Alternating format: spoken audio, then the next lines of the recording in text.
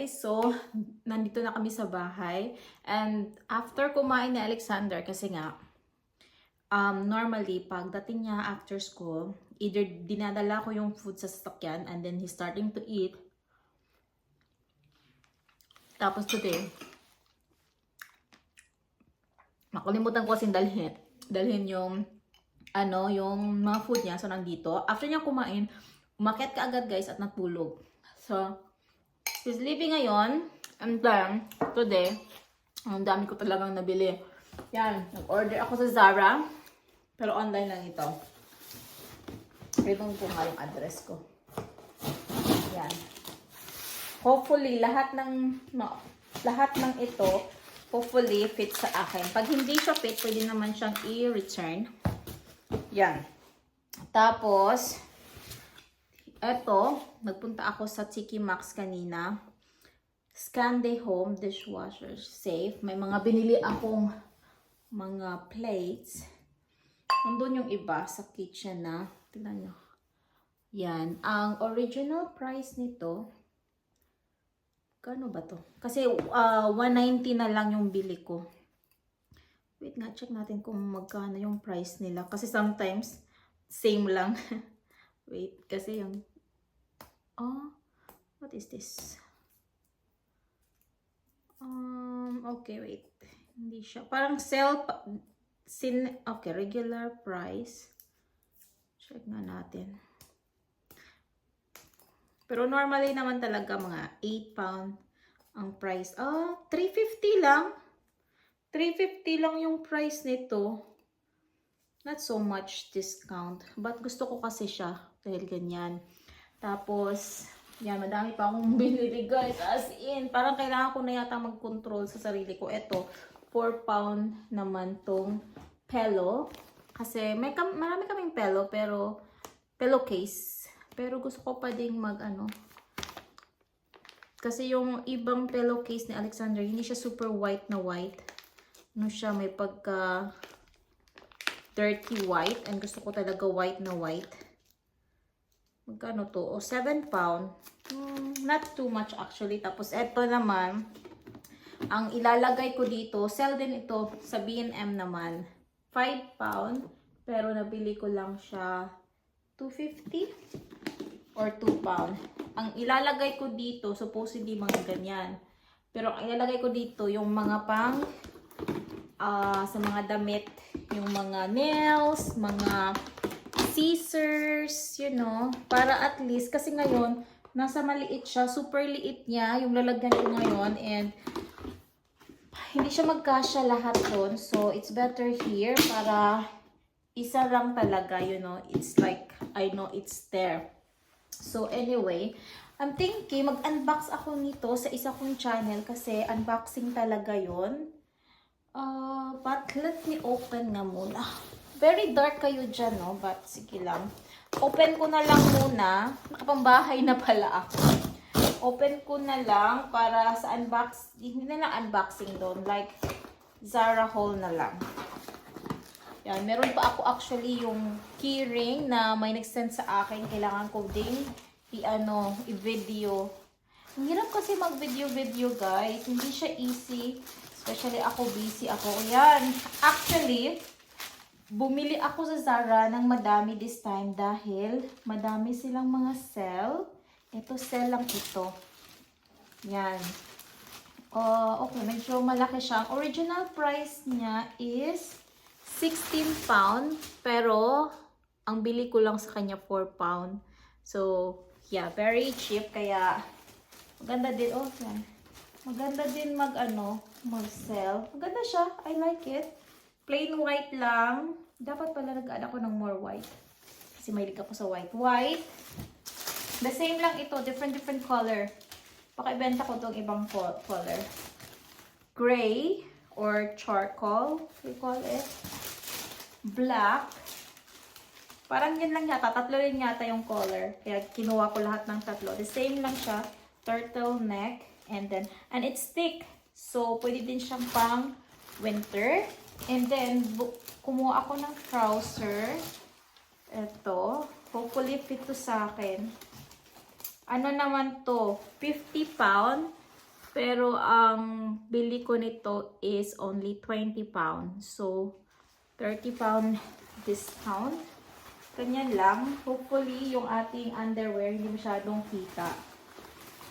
Oh, it looks nice. Looks nice. I hope lang. I hope it's nice to me. Kasi ayaw ko din yung trouser na mataba ako tingnan. Ayaw ko yung mga ganon. Gusto ko yung trouser na tama lang yung aking belt. Tapos ito dress. Actually, this time, hindi na ako masyadong nagde-dress, guys. Dahil nga, pag dress kasi, pag namantsahan siya, yun na, wala ka na maggawa sa t-shirt. At least, still your trousers, okay pa din. You know, oh my God, tumataba ako. Kailangan ko na talaga mag-exercise ulit. Etong dress, I'm not so sure if yung height niya, kasi nga short tayo. But, look at that. How much itong price na to? 36 pound. Pero, I think 15 pound lang yata yung price nito now. So, mas cheaper. And then, ito naman, 11 pound, 12 pound. Tapos, bili ko nito is 5 pound. So, oh my God, it's a little bit small kasi to. Baka very tight sa akin. Kasi sometimes yung Zara, talagang true to size. Sometimes naman maliit. Ito, small to or medium yung kinuha ko? I think medium. Oh, small pa din. Small, but it's a little bit bigger. So, ito for sure, magagamit ko siya. And then, last na is, oh, I think this one is okay for me. Para siyang, trouser siya na parang, anong tawag? Oh, ito, I'm sure it's fit to me. Magkano ba to? 23 pound. Yan. So, oh, this one looks nice. I like it actually. Tapos, hindi siya super long. So, I'm sure okay to sa akin. So, yan lang. Tapos, ang sa B&M, makalat kasi yung bahay, guys. Kaya, hindi ko kayo ipapakita sa lahat. Kasi, nandito yung mga laundry ko. Which is, I need to fix it. Ito naman, sell din ito. 7 pound. Binili ko lang ng 3 pound. So, ilalagay ko dito. I'm thinking to use it sa ano. I'm thinking to use it sa under sink. Oh, ito pa ay, dami kong binili sa B&M, guys. Actually, sabi niya, apa, ano ba yan? Dami mong binili. Ang dami na talaga. Yan. Pero 1 pound lang naman ito. Tapos, eto kay Alexander. Sale kasi, guys. Actually, ang ginagawa ko, ay, inopen na ni Alexander. 125, nabili ko lang siya ng 90 pence. Sale kasi now, pag nag-change na kasi yung, ano, yung patapos na, I mean, basta may sale sila this time, which is, ay, hinihintay ko always yung sale. So, eto naman, solar lights. 20 pound ito, tapos pinili ko lang siya ng 12 pound. Pero, I didn't realize kasi merong ganito na warm lang. Tapos, ito pala yung nakuha ko is yung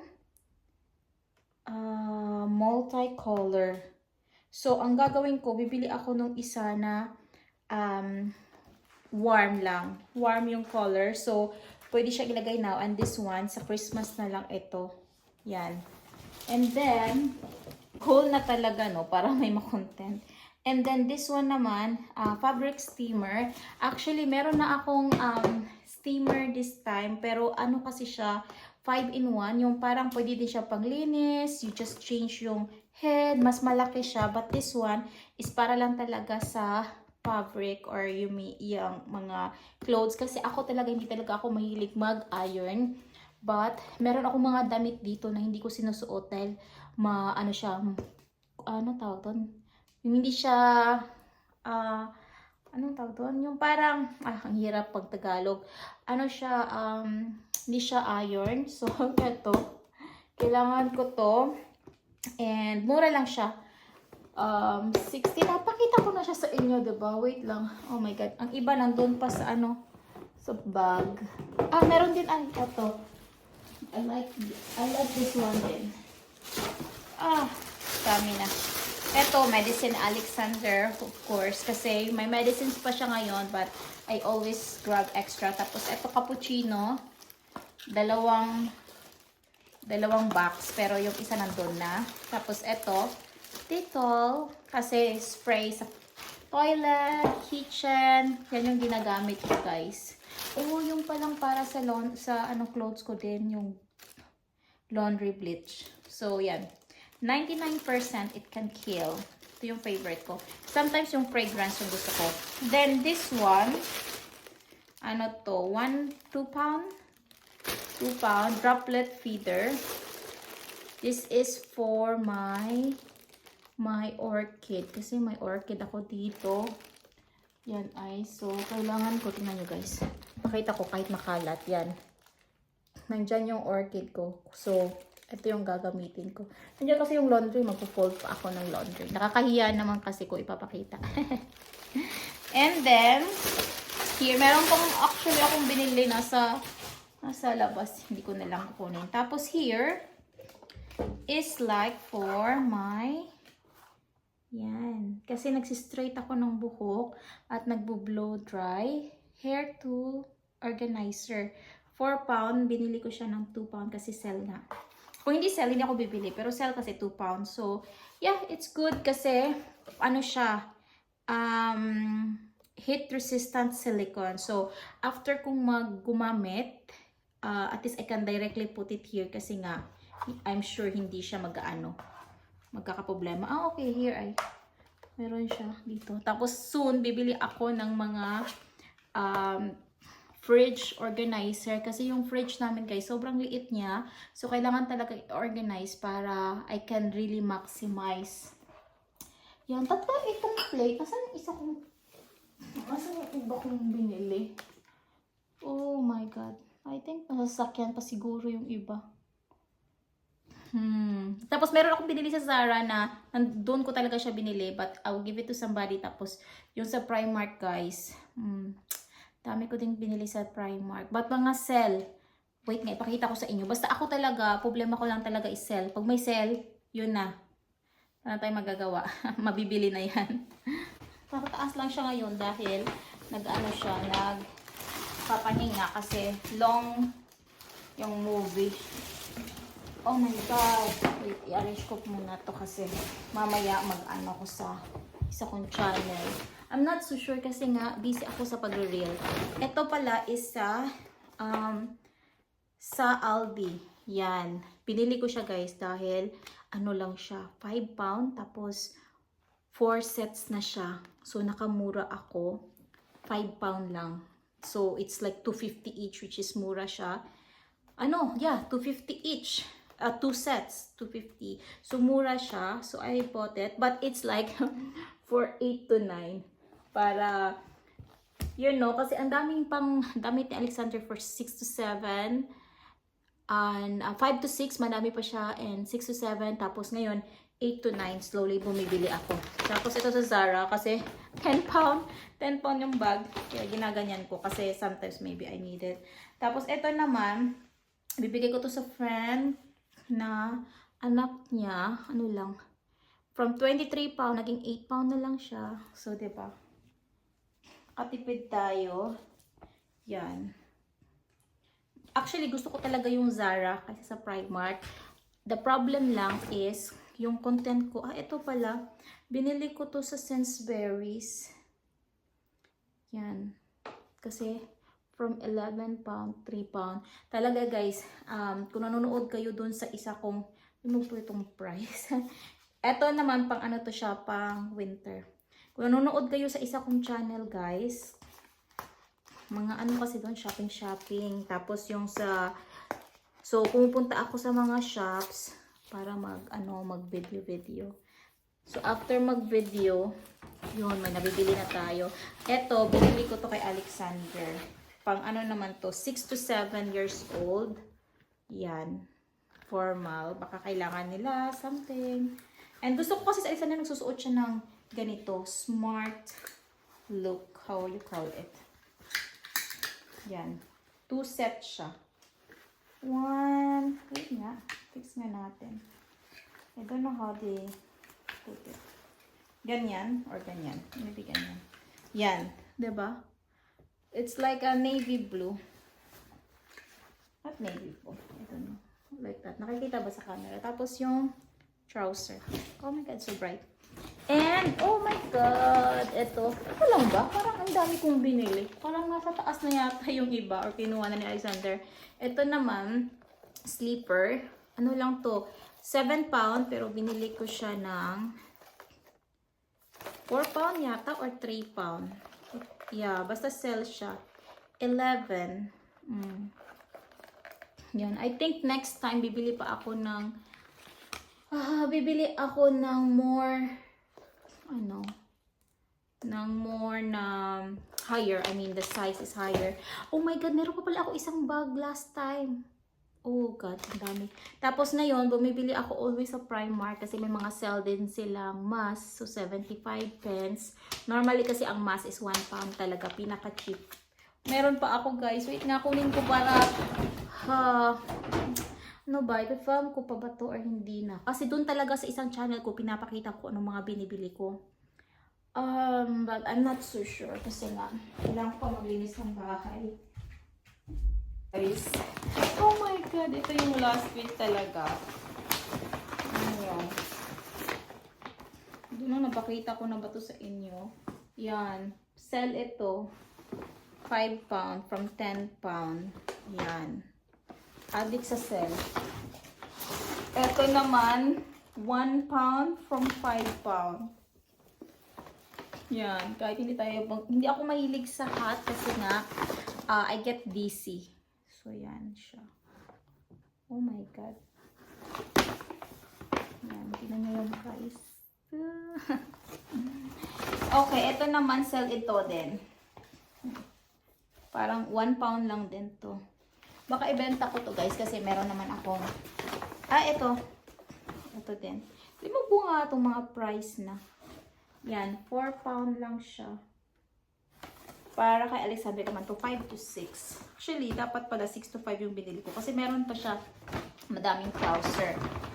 And then, ito, gel eye mask. 50 pence. Look at. No? So cute. 50 pence lang siya. And then, meron tayong Pikachu. Baka ibigay ko to sa friend ko kasi mahilig yung anak niya sa Pikachu. It's 11 pound. Pinili ko lang to mga 5 pound. Tapos tingnan nyo sa back. So cute. Yeah. Yun lang. And, eto naman, para to kay Alexander soon. Palaki pa to sa kanya. I-check ko yung mga damit niya kung ano pa ba yung kulang. 7 to 8 years old. And magkano siya? 3 pound lang siya, pero 6 pound siya before. It's not so actually expensive. Half price. Yeah. Kala ko mahal. And bumili ako nito kasi baka may mga friend ako later on na mag-need. 1 pound lang. Last time bumili din ako nito, 3 pound naman. Pero ang original price niya talaga is 9 pound. 9 pound down to 1 pound. Then last time yung binili ko 3 pound. So meron na akong dalawa nito. I don't know, natitempt kasi ako na bumili nito kasi, di ba, pang gift. So, normally pag gift, madami na akong mga naka-reserve na siya actually. And pag uuwi ako ng Pinas, yun din ibibigay ko din sa aking family. Ito naman, kasi 250 kasi last time nag-request yung school ng orange at yellow na clothes. Pero, hindi ko ito next pala to, 350. The problem is, may nabili ako sa, hindi pala problem, nice pala. May nabili ako sa Zara na mas gusto ko, kaya yun yung pinasuot ko sa kanya kasi mas light yellow siya. So, eto naman, pwede to pang gift na lang to. Kasi madami pa si Alexander na damit, so hindi ko to ibibigay sa kanya. Kasi masasayang lang kung ibibigay ko sa kanya tapos ang dami niya pang damit. Hindi naman kasi ako very sensitive kung paulit-ulit. If you notice yung damit ni Alexander, paulit-ulit lang talaga. Kasi nga, pag nag-ano kami, trying to get ready, kung ano lang yung maisip ko na forma niya, tapos normally yung forma niya before, yun pa din yung maiisip ko. So yeah, what should I do? Should I keep it muna sa kanilang mga box or I will arrange it na? So comment down below guys, what should I do? Okay? Bye for now guys. Sorry. Sorry, yan lang yung content natin today.